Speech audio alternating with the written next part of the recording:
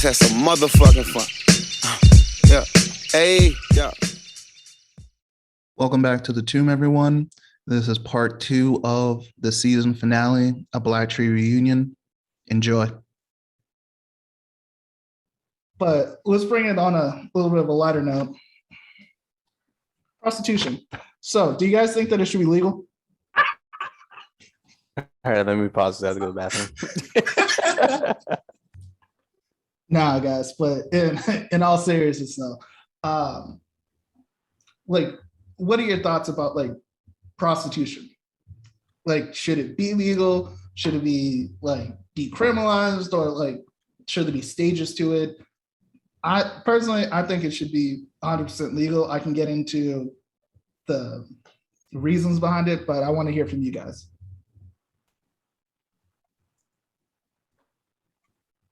I think it should be legal.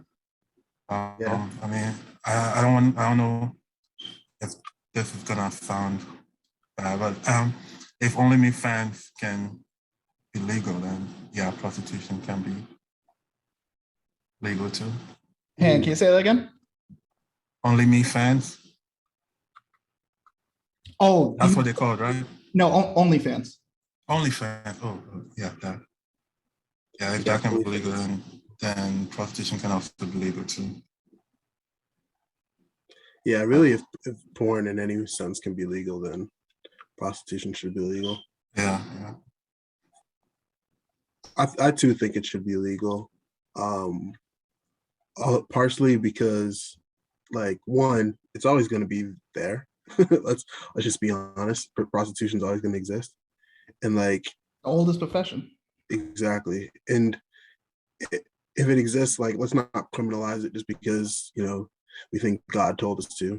Like, it should be legal because it's a job that's going to occur regardless. And then two, in order to, like, make sure that people do it in a, safe way, like, and it doesn't affect like your population in certain ways because people are, being shady about how they operate and they're hiding it. Like, you might as well make it legal so you can, make sure, like, one, people aren't just like raw dogging each other in the streets or whatever, or what have you, or like people aren't doing illegal things and like abusing said prostitute, and then the person who is a prostitute can't say that something happened because now they're admitting to a crime, right? Mm. So they have to like live their lives in the shadows too.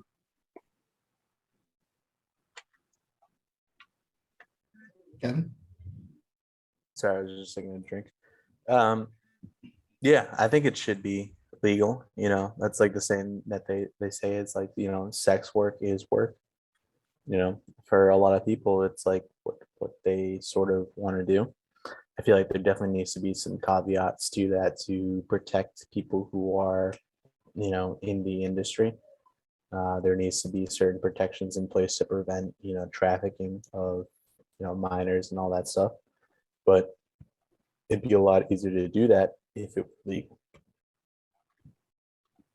Yeah, and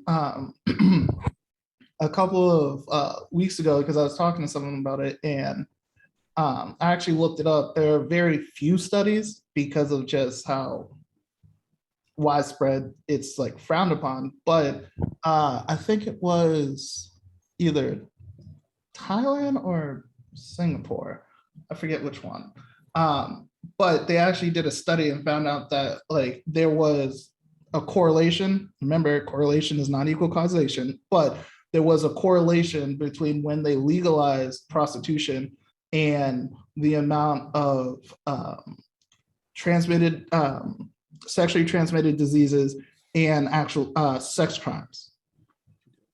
And on the flip side of that is that in Australia, is that when they did that, when they tried to replicate the study, is that they found that there was little difference. So with that is that it's what needs to, I think what actually needs to be done is looking into what separates Australia from one of those, I can't remember which one it was, but one of those countries. And why is it that, was it the way that it was regulated? Was it the way that it was implemented? But I think that, especially from a public health standpoint, is that because of the illicit, like how illicit it is that people do it underground and everything like that. So there's no type of regulation. There's no type of like, oh, like, let's be honest. It's like a pimp is not getting his women tested. He's just caring about the money.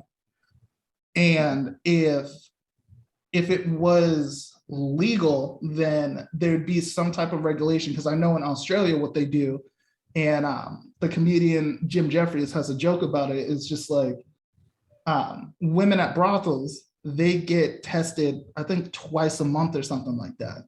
Like, so arguably, you're better going to a brothel than picking up a woman at a bar.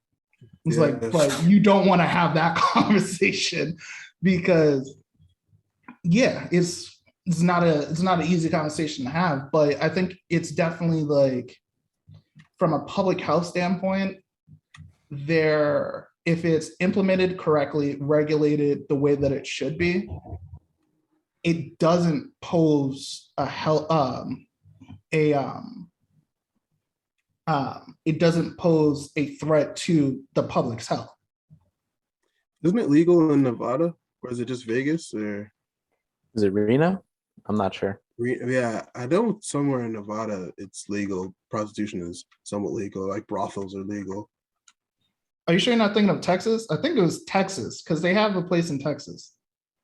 I mean, maybe in Texas as well, but I'm like 99% confident that in Nevada, I don't know if it's the whole state. Escorts are like legal in Nevada, like Las Vegas. Well, escorts are legal everywhere. Oh, are they? Yeah, like you could get an escort in Massachusetts, but like Escort is just a date, yeah, right? an escort doesn't anything mean, else. if it leads to sex, it can, but like technically an escort isn't a prostitute. It's like You're just paying someone for their time, yeah, essentially. Yeah. But, and then on the flip side of it is that it also does make it safer for the women and men that engage in it, because it's regulated. And Deepo, you said something about it earlier, about like coming forward when something does happen. Can you kind of expand on that? yeah. So like naturally, and real quick, I looked it up. Prostitution is legal in 10 counties in Nevada. But back to the question, if someone is in a situation where they're doing something that's deemed illegal, it is just a fact that you're not going to, snitch on yourself, or like you're less likely to snitch on yourself, even if you've been abused, or, you've seen some sort of, like murder or, violence happen around you, because you're already caught up in the thing. Similar to like, sometimes with like gangs, like people will like come to you and give you an ultimatum, and then the ultimatum is basically like, in certain instances, or like not even just gangs, but like to a certain point, like child soldiers and like just worldwide violence. If someone comes up to you and is like, yo, either do this or get fucked over, you have to do something illegal, you're not going to tell everyone that you did the illegal thing, because now you have to worry about the consequences, even though you may have been abused or something along those lines. Yeah, like you become, like, before you were a victim, but then you become the criminal in it. So it's like, if I go to them, tell them that I was engaging with this, now I'm the criminal, and then hopefully they catch the other one. Yeah. And then even like selling drugs, like someone sells weed, right? A drug that's illegal in many states. Someone sells weed, they see something go down because they know somebody who's selling, harder drugs. And then they're just like, shit, like, well, I'm selling a good amount of weed. I can't really tell anybody what I've seen, or like they're worried because they've either think someone's going to come for retribution if they tell. Mhm. or you know, they're worried about screwing themselves over because they too were doing something illegal.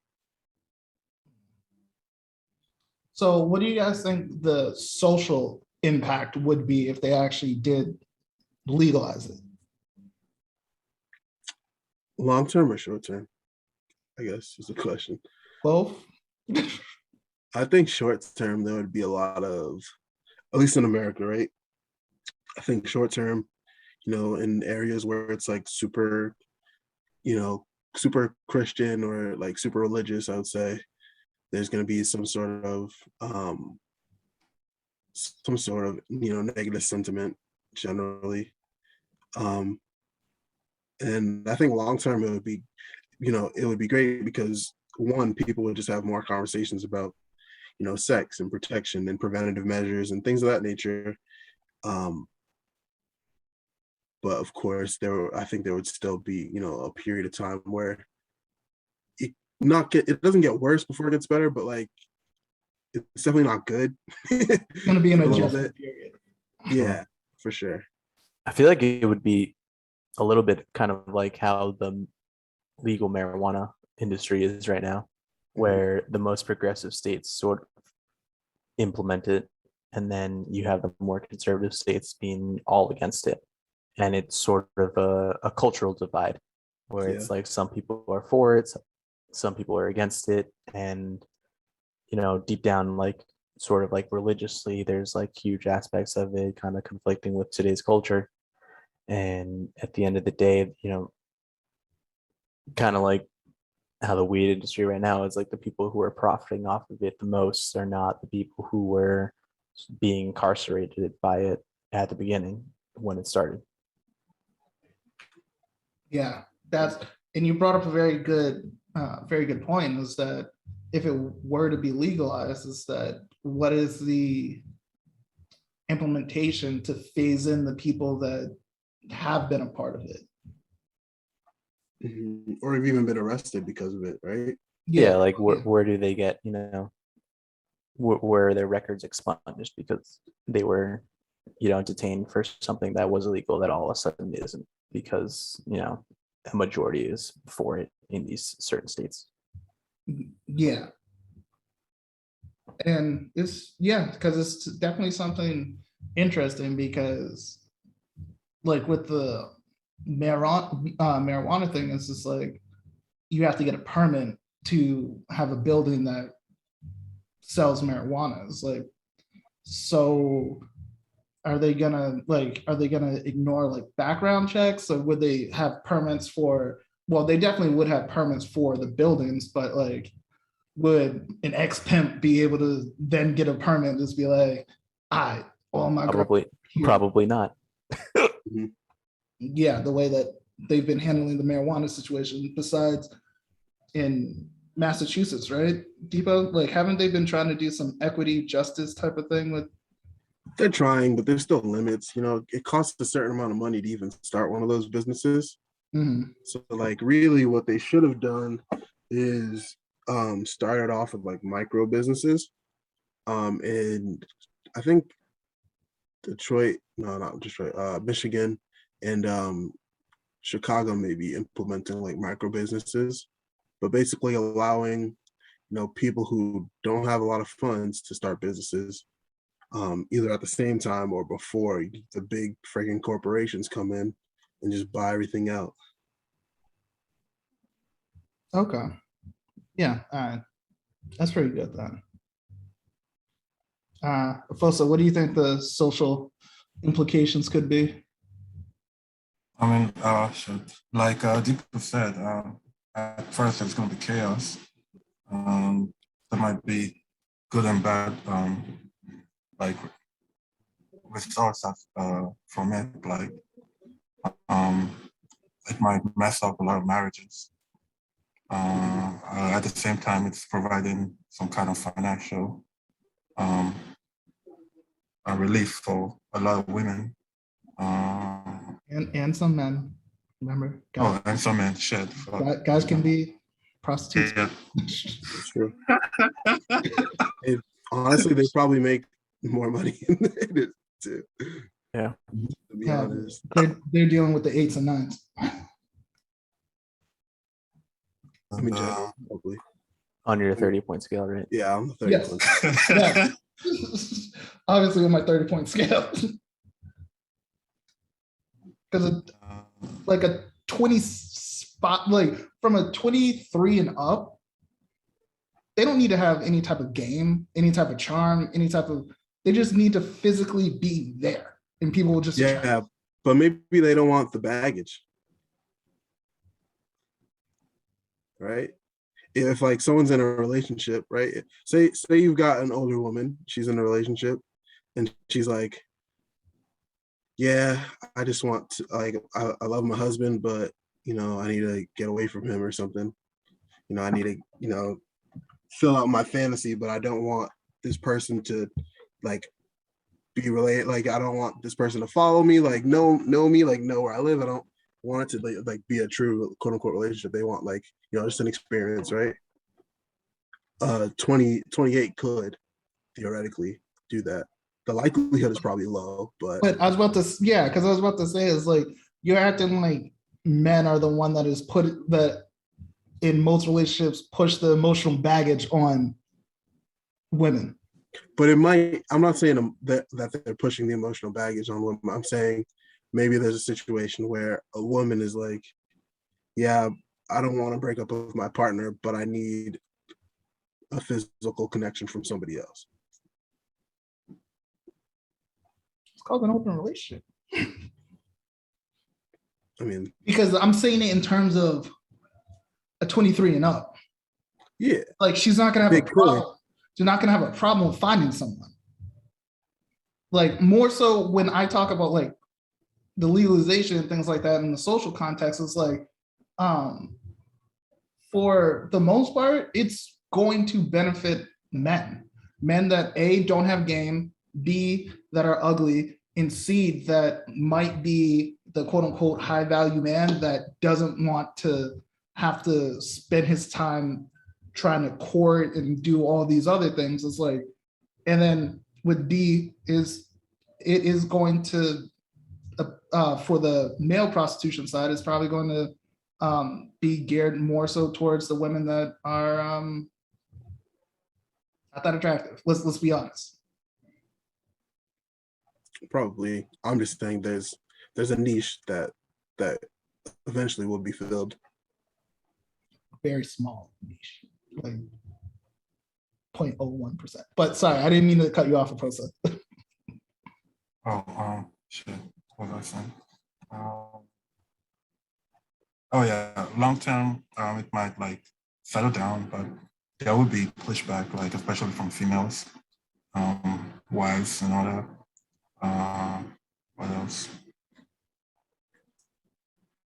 Yeah, I think that's pretty much it.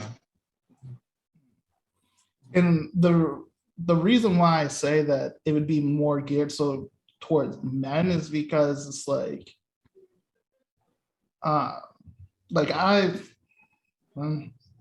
it's probably going to be a little bit incriminating, and any of my family members listening, cut it off at this point. Yeah, but I went overseas and I ended up paying to have sex. Yeah. But the thing is that it wasn't just that, it was an experience. It's like, Diva, what did you say? Is the girlfriend experience or something like that? Yeah, like in theory, of you're paying for like an experience where someone's your partner for that moment, and really that moment, and then it's after that it's all business, right? And the thing is that like here in the States, you have to pretty much tell someone, it's like, hey, I want this, and this. It's like, I want the girlfriend experience and this, and this, and this. And it's just like, but overseas where I was, it's like, that was just standard across the board. And my thing is that I had an epiphany at that point. I was just like, first of all, why the hell am I paying for this? Like flew multiple hours not for that reason, but that was part of it. It's just like, why the hell am I not getting this back in the States? And back in the States is like, it's two ways that you get that is you pay a lot of money for an escort, like a high-end escort, and that is like within the package. Or the other way that you pay is through time, energy, and resources. And it's just like all of that to get the experience and sex, and then there's not even a guarantee that the sex might be good. But if you're dealing with someone who that is their profession, it's like, it's gonna, like, that part of it is going to be good as well. Mhm. Yeah. I've never had that experience, and I don't like personally plan on. I think prostitution should be legal, but I don't think I would participate, just because I kind of like, even when I was single and it was, you're going out trying to to talk to girls and do what have you. Like I kind of enjoyed the, like, The thrill of the hunt. not the, I wouldn't say the hunt. I don't really call it the hunt, but like I enjoy the, like, I guess, quote unquote, icebreakers, like just like feeling someone out and like figuring out, just different things about each other that you're like compatible with, even if it's not, for like a long-term relationship, So like a one-night stand. I don't really like one-night stands. I personally, I'm more of a, like, I would much rather us do this continually than just one night, personally. Even if it's not like a quote unquote relationship, like I've never personally like only wanted to have sex with someone once. Oh, well, yeah, I don't think anyone wants to have sex with someone once, especially You if know it's, what I mean, though. yeah. But I'm saying it's like, especially if it's good, it's like, yeah, you wanted to do it again, but it's like just the circumstances of where you met and everything like that. It's like, yeah, that might just be what it was. Mm-hmm. So like, and my thing is that there's a lot of like you said, it's like getting to know someone. That's charm. It's like sometimes dudes are just like, I don't feel like having to play the game. Mm-hmm. Because it is a game. It's because, like, I'll ask you guys this. What is a woman's charm?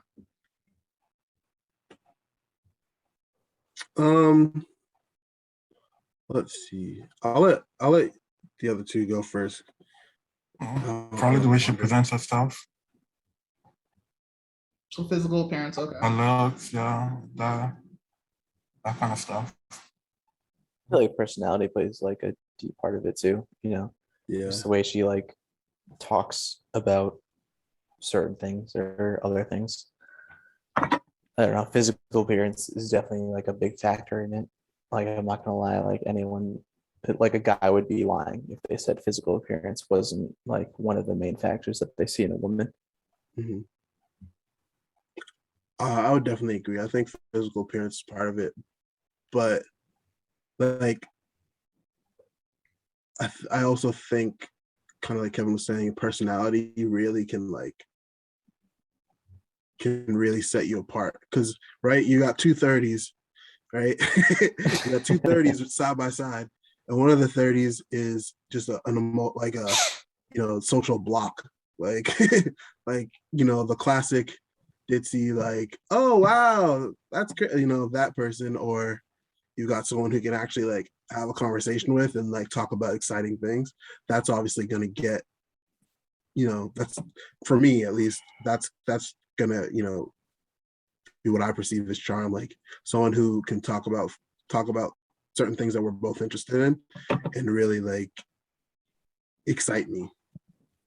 Or at least someone who knows what they're talking about in general. Exactly. Like they sort of know about I guess like ongoing issues or things like that. Like not that like every time you're gonna go out, you're gonna be talking about someone about like current events and shit like that. But I feel like that's the person who would like keep me interested, you know, instead of just like every time I talk to them, it's like, oh, hi, how you doing? And then it's like, oh, we're just, you know, drinking and then going to bed. Yeah, drinking and fucking. Yeah. Mhm. So two things. One, with your analogy, it's like you're banking on that there's 230s in the same area.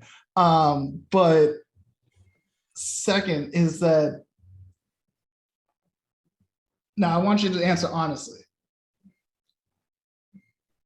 The ditzy one, even though she's ditzy, does that make you want to not like, does that lessen your attraction or the want for you to have sex with her than the one that is, I don't know, a PhD student somewhere?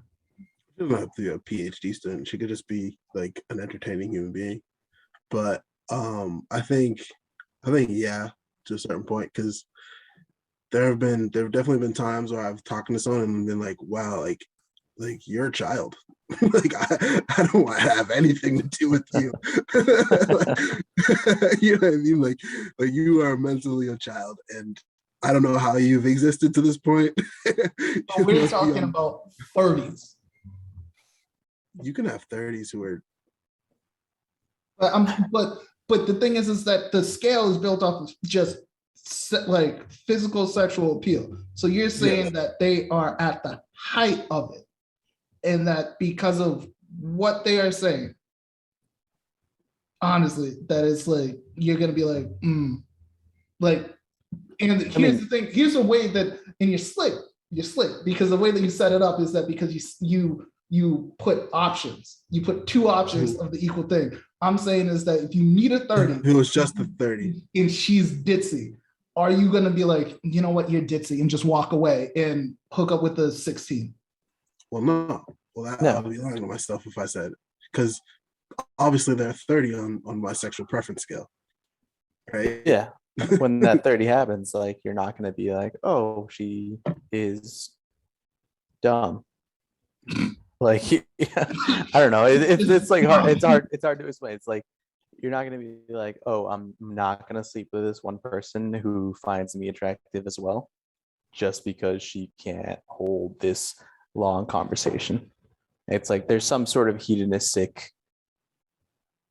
sort of pleasure that I would derive from doing it versus not doing it. You know, Of course. like I'm not going to stop myself from engaging in that just because she's ditzy.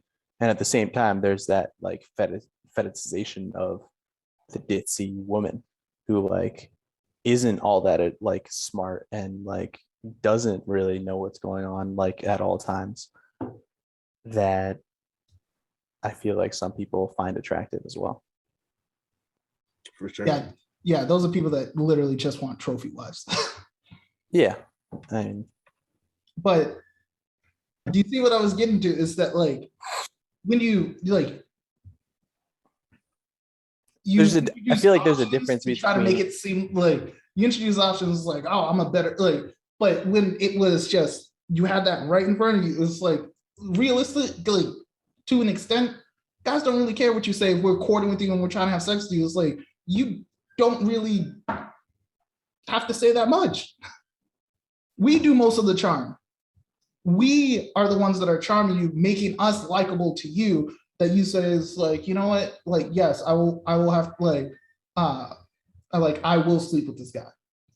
That's what I mean. Because when you guys talked about the charm, you said physical appearance and then personality. And then when I took the option of the same caliber away, the personality didn't matter anymore. That's in terms of either having a relationship or having a one-night stand. Mm-hmm. Yeah, well, we were so talking. I feel like I'm not going to want to have a relationship with someone who, you know, I can't connect with at all on any level, versus someone who I'm going to have a one-night stand with, and it's going to be like, oh, I find you attractive, you find me attractive. let's go up to my room and see what happens. Yeah, Versus that going on over and over again. Like there's gonna be a limit to it where like you're gonna be like, what were we doing again? and that's what I was trying to like illustrate is that the charm that women have to have is not getting a guy, it's keeping one. Because the way that the game is set up is that I have to be likable, damn near lovable for you to even have sex with me. Now, where the personality part that you guys were talking about comes in is afterwards, is getting that man to stay.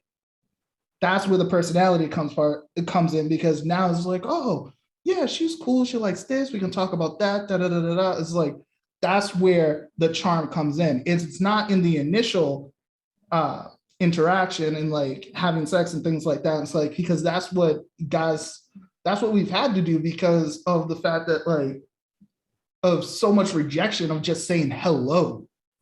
We've had to sharpen our tools and just like be better, like sharpen our skills. But that's why when afterwards, it's more, I would say, more hurtful for a woman when a guy doesn't come back, because that kind of says to her, it's like, I didn't have anything likable to make him stay. You could Because say the it's thing is the that same if thing I'm about likable, that doesn't necessarily mean that you're likable too. I did for you, I did something for you that you didn't do for me. I feel like the roles on that could be reversed too, right? Yeah. Like a woman could find some super attractive guy who has no personality and just be super into him because he's over 6 feet, has 6-pack abs, and has no sort of intelligence. And it's like, oh yeah, I'll go and sleep with you. But at the same time, it's like, is she gonna want to be in a relationship with him? I don't know. That's up to the woman. Yeah, she just looks at him as a fuck. She knew it from Yeah, the same way that a guy could look at a woman as a fuck, right? Yeah. It could sort of play both ways. But what I'm saying is that the charm in her getting that guy, that was still on him. Was it? Yes, because the thing is that it is societally accepted, like it is outside the norm for the most part. I know pendulum is shifting, but for the most part right now, it is outside the norm for a woman to approach a guy and to be hitting on a guy. They'll do small little things that it's just like, oh, I made eye contact with them from across the room. That was my way. It was just like, what the fuck? Like, I made eye contact with 60 other motherfuckers in the club. What made you think that that was the thing that was gonna, oh, that's her sign for me to come over? Yeah, I think if we're talking about the roles being reversed though, like in this situation, this is a man who's like the quote unquote like 30, right? Yeah. You know, Like so he doesn't need to do much. He can just like be there. he can be a dumb, he can be, and I think we know even a few people who were kind of dumb and handsome and just kind of, you know, they didn't really have charm, but They still had to approach and talk to them. but Nah. even They yeah, still had to Even then, approach- there's they like still had to girls approach and talk to guys. them. And if it wasn't them, if it wasn't the girl that was interested, she would send her ugly friend to be like, my friend thinks you're attractive. I mean, that does happen, but I've as someone who has been good friends with some of these guys, like they didn't have to do much. Yeah. They could just sort of be in the room. Yeah, and they would get approached. So That is a very, I would say, like, that's a very small. yeah, because they're the 30s. Yeah. Because what I'm talking about is that I'm talking about the zeitgeist, like the general population. It's like, yes, the 30s, they live by different rules. It's like they're like the 0.01%. They live by different rules. They don't pay taxes. They hide their shit in the Cayman Islands. Like they don't have to do anything. Mhm. And it's like, it's just like even a 24 will still have to initiate a conversation. Other than like after that, they really could just be spewing shit like out of their mouth. And because of the fact that they're 24, it's just like, oh, I don't care what he said. It's like, but they understand, boom. That's what I'm saying is that like we've had to develop this stuff on the front end, and then women have developed things on the back end. It's like you're building a house from opposite ends, and hopefully we meet somewhere in the middle. Mm-hmm.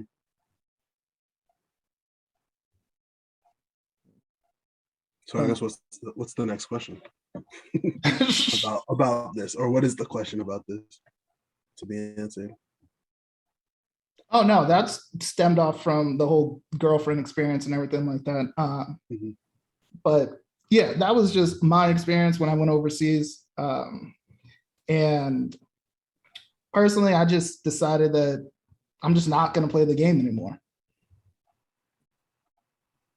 So that if When there's you say playing the game, do you think other people are participating in that game? most people are participating in the game, like the game of like dating and everything like that. And it's just like, oh, it's like I'm gonna put up with the dumb shit that you say, because if I say something that might rub you the wrong way, I'm gonna talk myself out of it. Was like, no, if you're talking some goofy shit, like I'm gonna tell you to talk some goofy shit. And Mm-hmm. it's just it is what it is. Because I think that a lot of times is that, especially with guys, is that one of the worst tactics that guys have, and guys, we need to fucking stop doing this, is that when we do approach women, is that we end up lying. Or like we end up just, oh, she said something I don't agree with, but hang on, I'm not going to say I disagree, because it's like some high school shit. It was like, I'll agree with whatever you agree with, and then hopefully you'll touch it. Like it's some bullshit. Yeah. Okay. I personally don't play by those rules if that's the game, personally, just because I like to think of myself as like a pretty solid individual, and that just like is nasty to me. Like that just feels like the antithesis of my being personally, to like pull up to someone and just say something that just you think they'll like. Yeah, just because I think that's what they like, or that I think that's what they're attracted to. But I do agree that a lot of guys do it, and they definitely need to cut it out because it's nasty behavior. It definitely does happen. For sure. Yeah. Sure. And I feel like if you can't be sort of true to yourself when you're out there looking for a woman or someone to spend some time with, then what are you really doing? Yeah, and I agree with that. It's like you need to be authentic, or as Patrice O'Neill would say, like you just need to be righteous in the things that you do. Like if you're the type of dude that if a woman does some goofy stuff and you are the type of guy to be like, yo, shut up, like you know that was dumb. That's who you are. Like don't try to be like, oh well, let me see it from. It's like, no, like be righteous in anything that you do. So a lot of times, yeah. I was gonna say, real quick on Patrice O'Neill specifically, like he is the he is the person who is righteous in everything that he does, regardless of whether or not he believes it to be right or wrong. But like he was completely himself, to the point. There's Dave Chappelle recently said on his podcast, like before Patrice passed, of course, rest in peace. He was like, I used to hate Patrice. Like he was such a mean guy to me when I first started in the comedy show or comedy store. And one day he just made me snap, and I was like, I was like, fuck you, man. Like, I hate you. I hate your guts. Like, you're so mean to me. And Patrice just looks at him and goes, Dave, I talk to everybody like this. And then Dave looked at him and he was about to go off and he was like, you're damn right you are. And they both just like laughed about it because Patrice is righteously himself at all times. So I think it's important. I do like that you're not playing into that game because, you know, you should be righteously yourself. If you're not being yourself, who are you being, right? Yeah. And I'll say, like, when I was in my senior year, well, super senior year, it's like I would just sit in my room, drink, listen to music, and hang out with you guys because it was like going down there and having to do the song and dance. And was like, oh, let me listen to this bullshit. And it's just like, shut up. Like, it's not like, it was just dumb shit. And I just said I was done with that. And then when I went overseas, it's like that really put the nail in the coffin. It's just like, yeah, it's like I've decided that it's not going to be one-sided anymore. Because, and this is the last thing I'll say, I'll move on to the next one, and then that will be the last question, is that men get fucked too. Men get fucked over too, but not the same way that women get fucked over. Because a woman would get fucked over in the sense of just like, oh, well, I gave you some pussy and you just dipped out. A man gets fucked over is just like, you have taken advantage of my time, energy, and resources. And you had absolutely no intention of giving me exactly what I want. Because the thing is, like, when you're dating, it's like a woman wants the love, affection, the lovability, the likability things that a man has. Mm-hmm. At the beginning of the relationship, let's be honest, a guy wants to have sex. So it's like women know that and hold, as Patrice would say, they hold the pussy hostage. And that's where I say the whole song and dance comes from. It's like, well, I'll say whatever you want to say so they don't kill it.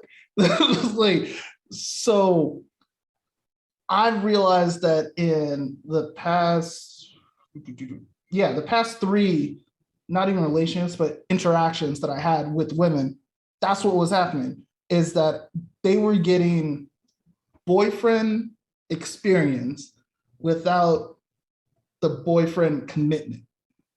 So it's like, oh, I'm getting a shoulder to cry on, someone to help me grow emotionally, spiritually, all of that stuff. And then, oh, there's this guy around the corner, I'm gonna fuck him. At that point, like someone will like, a guy will feel used. Yeah. And then they'll tell you, oh, but I see you as just a friend. Like, come on. Yeah. Yeah. And that's where it comes into a point of nasty behavior. It's like, that I think is a communication issue on the part of like the other person, because they're not being, it's kind of similar to like when guys aren't being themselves in order to get with a woman, those women are not being themselves in order to keep this person with them. Because you're not trying to talk yourself out of the thing that you want. Mm-hmm. I feel like there will be girls who just want to sort of get laid as well, though, right? Mm-hmm. What do you mean? Like there are girls who just want to, oh, like I want to have a one night stand right now. Yeah, that's fine. And they're able to go about that. Yeah. There's nothing wrong with that. And is there anything wrong with like leading a guy down that path where like, hey, I'm 100% upfront and honest with you. I just want to have sex. No, that's nothing wrong with that. That's actually better for guys.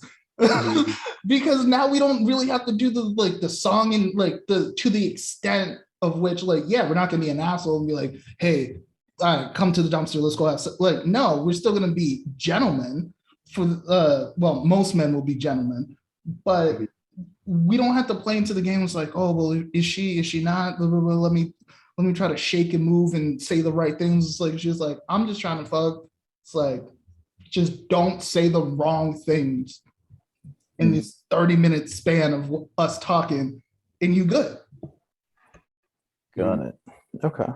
Well, I don't know. When you say guys are doing that shake and song and dance, those are also guys who are just not being themselves, right? No, because there are guys that do have charm, but I'm saying is that there's an extent of that charm where, like, within all charm, there is that level of that song and dance that you have to do because at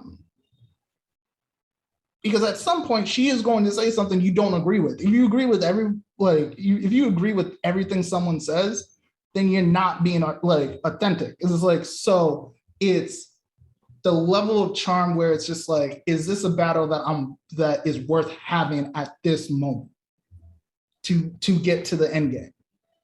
So then that's just about being true to yourself, right?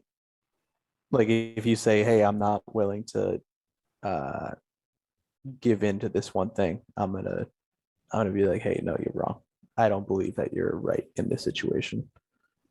Yeah. Do you all of a sudden like be like, oh, this relationship is failed, I can't convince you one way or the other? Or are you gonna sort of stick to your own morals and be like, hey, like, I think you're wrong, but I feel like you can be wrong in this situation and we can sort of talk about it and then keep growing? Like, you can tell me your opinion, I'll tell you my opinion.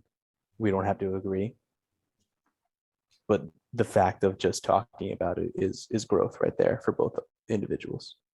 Mm-hmm. And that sounds good in theory.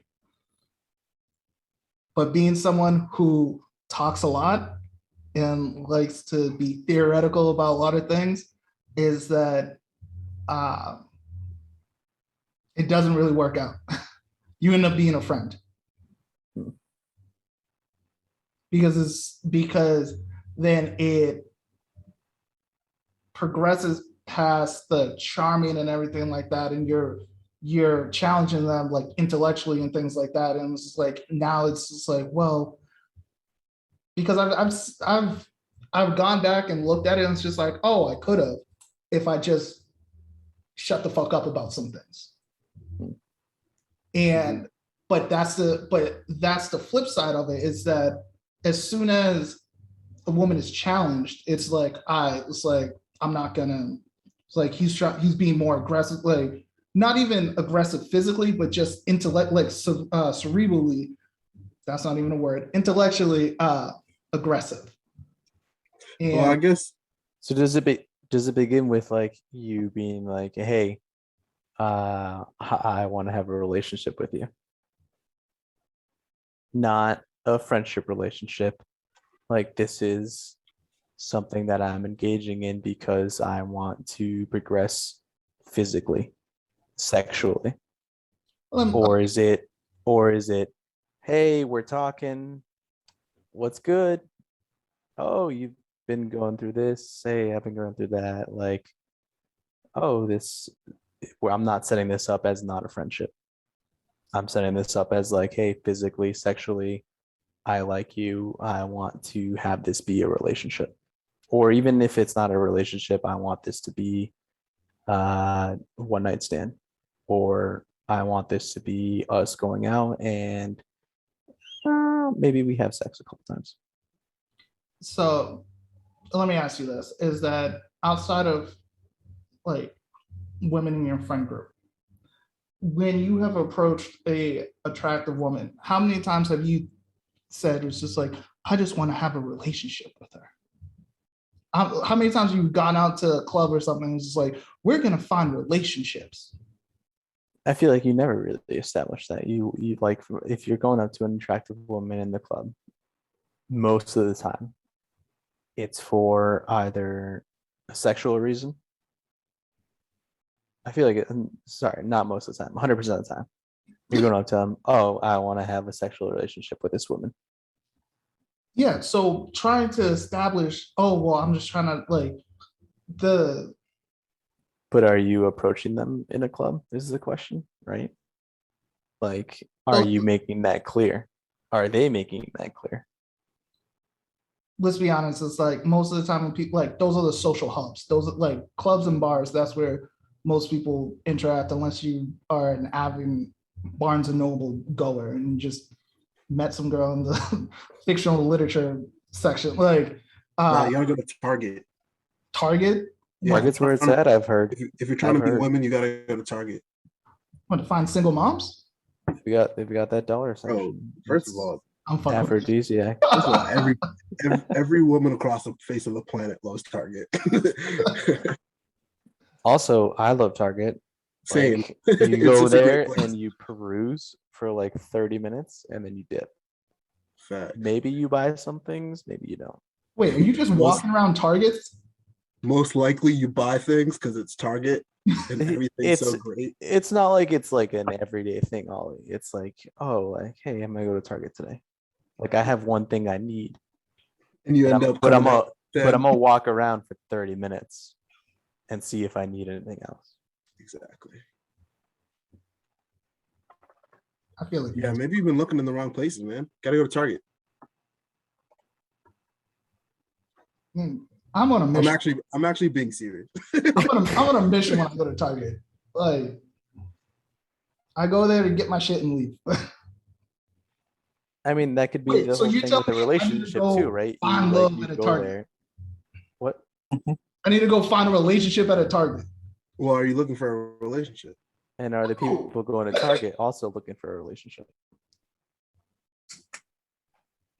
No, but I think we deviated from what. But what I was saying is that in the social hubs in which we do go to, like where we do go to, it's just like there isn't an opportunity to be like well, not even an opportunity. Is that when you go there, you aren't looking for a relationship. You're not going there to be like, I'm gonna find my wife tonight. Most like when guys go out, it's like I'm not like I'm gonna go find love tonight.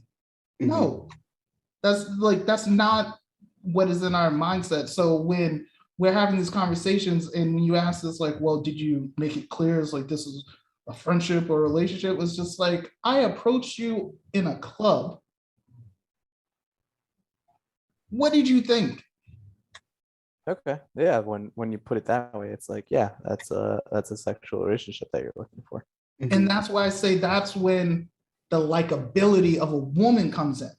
The personality that we talked about is that that's where the either like the day after it's just like, you know what, she's actually really chill. Like I wanted like that's where the likability on my part was even getting to your apartment. Because I have to show you all the things that make me likable and lovable up front. I'm smart, I'm charismatic, I have a sense of humor, I have all of this. It's like, it's essentially peacocking. I have to, like, it's emotional peacocking. I'm showing you everything that I have.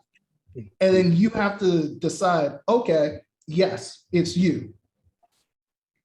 Are girls not doing that when they go to the club though? Right? Like they get dressed up, they put on their high heels. They put on makeup. They put on makeup. They're not in like pajamas. No, they dressed up real nice. They picked this outfit like 5 days ago because they knew they really wanted to look like this at the club. To an extent, yes. But so when you say but here's the thing, is that the peacocking that I have to do takes more work. Because I have to emotionally peacock. I have to build who I am and add value to me. It's like, even if you didn't put on makeup or straighten your hair and everything like that, if you are a good, if you are an attractive looking woman, and it's like, I'm not saying like, yeah, don't go out in sweatpants and shit like that. It's like, but you wouldn't have to do that much. There are women that don't even wear makeup that are still very attractive and going out and still getting people. It's like, so it is something that with the cosmetic industry has told women they need to have if they're trying to find a man, but it's not necessary. Mhm. For me to have to peacock, like these are necessities that I need within myself for you to even think about being with me. So then, flip side, what It if takes there's longer to build a what if- personality than to do a face of makeup. what if there's an unattractive girl who goes out to the club and tries to find that same thing, and she's, Tough you time. know, coming up onto you and is like, "Oh, I'm super into you. How's it going? How's your day been?" She's making herself emotionally available, and you just don't find her that attractive, or you don't really want to mess with it at that point. And they're like, what? Is that not the same thing? What that guys have to go through? Yeah. Like if there's What? an unattractive woman who's going out to the club to find an attractive man. Yeah. That's the thing is that most women don't have to go through that. Well, I'll say this is that majority of women don't have to really deal with rejection. But there are Because, some women who because do. the way the game is set up, like I said to you, it's like because what you explained was something outside of the norm. The way the game is set up is that it is the men approaching women. So it's like men are conditioned to have to deal with rejection. It's like women don't have to really deal with that. They're used to rejecting.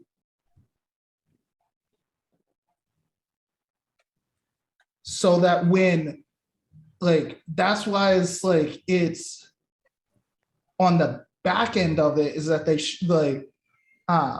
that they show that they might show the things that are likable, because at that point they have you in a position where it's just like, so you're just gonna fuck me and leave? Like, so if they are rejected, they make you the villain. Mhm. But if they reject me on the front end, it's just like, oh, he was lame.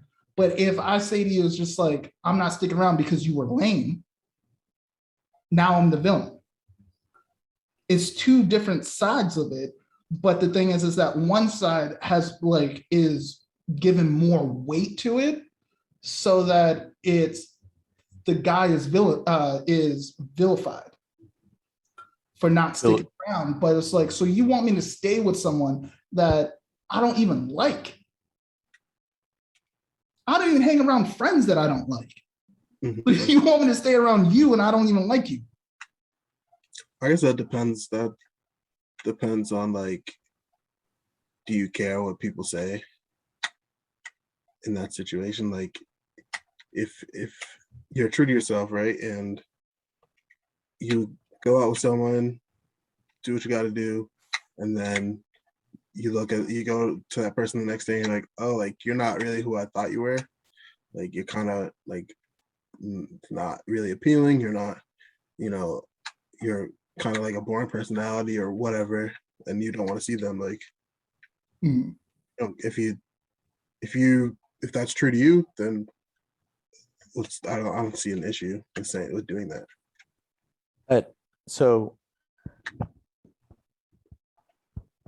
I feel like where this comes from is like the fact that the person wasn't upfront and honest with whoever to begin with. Like Ollie said, they're looking for that boyfriend experience. Mm-hmm. And then they sort of lead someone on to thinking that that could come to fruition, when in reality, that's not the person that they want to be with. And they're looking for something else entirely. You're just saying. Boyfriend So, like, experience on the guy On the female side, on it could be the female looking for the boyfriend experience, but not wanting to, commit to a relationship or with that individual, even though they give them that experience. They could be looking for something else entirely. Like you could have all you could be the quote unquote high net worth man, Mhm. and if they're not looking for that specific type of man, and they just want something else. Like I don't know. In truth, like they could want someone who makes them feel like shit, and like maybe that's what they want. Maybe that's what they don't want, but maybe that's what they think they deserve. If they're looking for that, they're gonna find it. Mhm.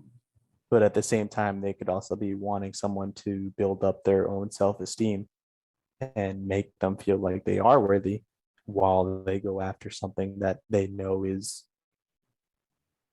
wrong or not what should be happening.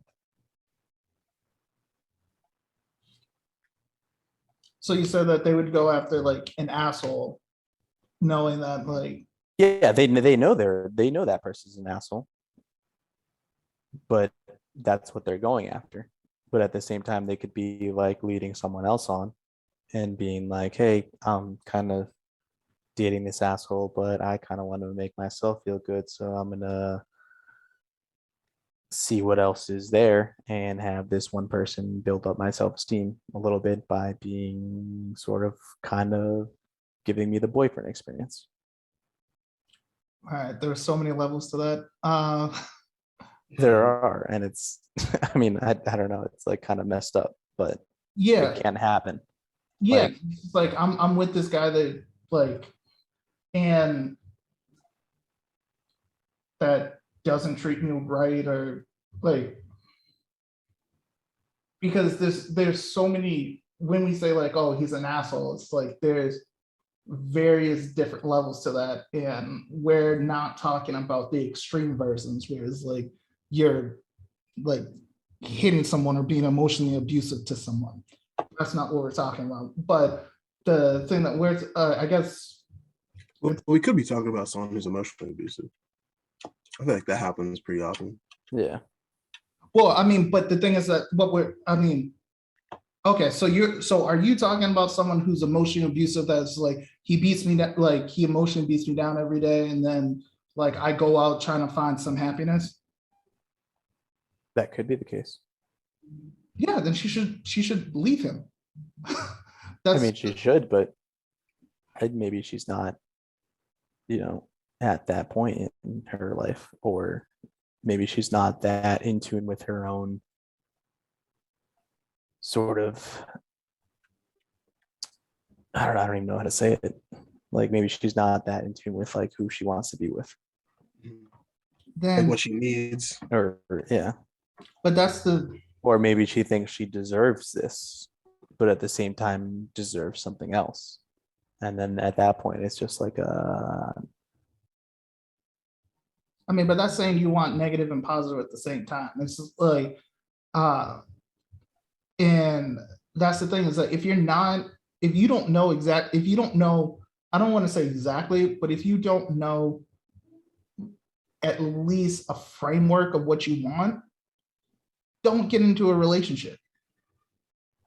Well, yeah. Because at that point, if you don't you know, could. if you don't know where you're going, any road will take you there. I feel like people aren't always thinking logically when they do get into relationships. Yeah. It's tough. And that's another tough issue to deal with. That's another 2 hours. That sounds like a personal like I'm sorry, but that is a personal issue. It's like you jumped into something because of the fact that like I think a lot of times people jump into relationships because they don't understand the difference between being alone and being lonely. Mm-hmm. Yeah. If they can't find happiness within themselves, they feel like they can find happiness with someone else, Yeah, it's like, how am I supposed to make you, like, I can tell you what makes me happy, and hopefully my happiness trickles down to you from you seeing me happy. Like, and I can tell you the things that you can do to make me happy, and then it's a reciprocity type of thing. But outside of that, it's like, if you came in unhappy and then I'm supposed to be Bob the Builder and put all these blocks back together to build a fully functioning human being, it's just like you're putting a task on someone that they never asked for. And a lot of people aren't fully functional human beings, But everyone's just learning as they go. Yeah, and that's why I think that there's a certain period that we do need as adults growing up, that we do need at least a year to a year and a half to just be by ourselves and just figure out what the fuck do we do. It's like you can figure out a lot of shit. Like some people might figure out it's like, you know what? I like my toes being sucked. That's what you like, nigga. Like, so it's like, and I might like a girl that does this, that, everything else, like so. I don't know But if you'll find out if you like your toes being sucked if you're alone. oh, easy, man, easy. I mean, there's some flexibility there. Yeah, it's, but easy is it's like, nigga, if you watch porn and it's just like, oh, damn, I kind of like that. It's like, that's kind of like, and then now you're into OnlyFans with only women that show their feet. Nigga, you like feet. Like, so that like there are different ways that you can find out like what you like. I Without guess that person would want to suck toes. excuse me. I said, I guess that person would want to suck toes. Suck toes, or it's just watching someone get their toes sucked is just like, I want that. Yeah. No king. Because I mean, think about it. When we watch porn, it's that like there are some like when we first started watching porn, none of that shit happened to us, but we was just like, I like that. For the Yeah, but I can also say there's a ton of stuff I've watched in porn that I was like, oh, I like that. And then when I tried to do it, I was like, oh, this is terrible. yeah, when it gets outside, like to a certain extent, when it gets outside the realm of reason, and it's just like, there's certain things. But it's like, it's like you can kind of figure out for the most part what you like or do not like, and then you can then explain it to your partner or whatever, or whoever you're trying to be with, and then try it and then be like, you know what, I don't like that. But that's why I said you don't have to, it doesn't have to be concrete. It just has to be a framework of a house.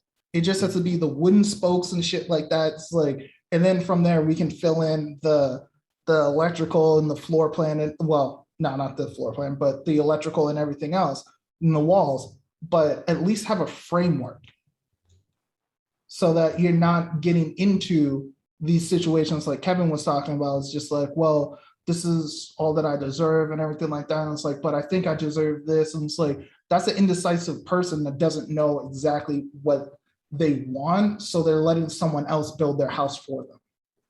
Mm-hmm. But we've been going at it for a while. I'll let you guys, if you guys have any closing thoughts or anything like that, speak now or forever. I mean, you guys are probably going to be back on, but speak now. Nothing in particular for me. Just thanks for having me. Great conversation. I'm confident we'll have many more. So, but yeah, thanks for having me on. You think I'm getting canceled after this? I don't think so. No, let's find out. Yeah, like thanks for having me on, first time on. But it was definitely a good conversation to have. I feel like there's a lot of contradictory points that I brought up just to stir the pot a little bit. Did you believe in it, or were you just trying to be a devil's advocate? And no, like some of the stuff I didn't have convictions in and that stuff. And it's always just good to have like an open conversation with your friends, like what they believe in, what you believe in. And if you can't have honest conversations with them and have like difficult conversations with them, then why are they really your friends? Yep. Like if they can't accept you for who you are, it just sort of goes within the own theme. Message. Same here. Thanks for having me, Ali. This is nice. I learned a lot. My second time here. Appreciate it. Well, I really do appreciate you guys coming on. And like I said, this is the season finale. So I do want to give a special thanks to Depot because, nigga, really, like, you're the one that pretty much made all this shit possible. Like, helping me out with the RSS feed, the anchor, just letting me know about the certain pitfalls I'd run into. And I really can't thank you enough for helping me out with this. And hey, if we get paid off of that, nigga, you getting paid off of it. Appreciate it, man. But so everyone, honestly, always, anytime, that's what we're here for, right?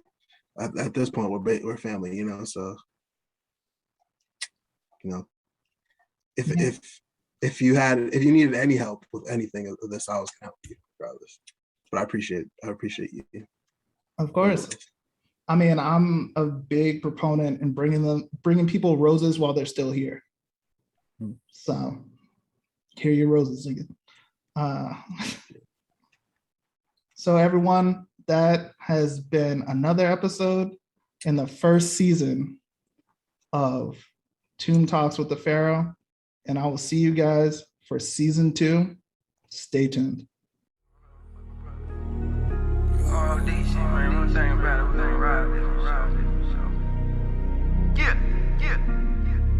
Hey, I'ma ride for my brother. Put it on the line, I die for my brother. Yeah, so I do it for free. Straight put my life up on the line. Just hope you do it for me.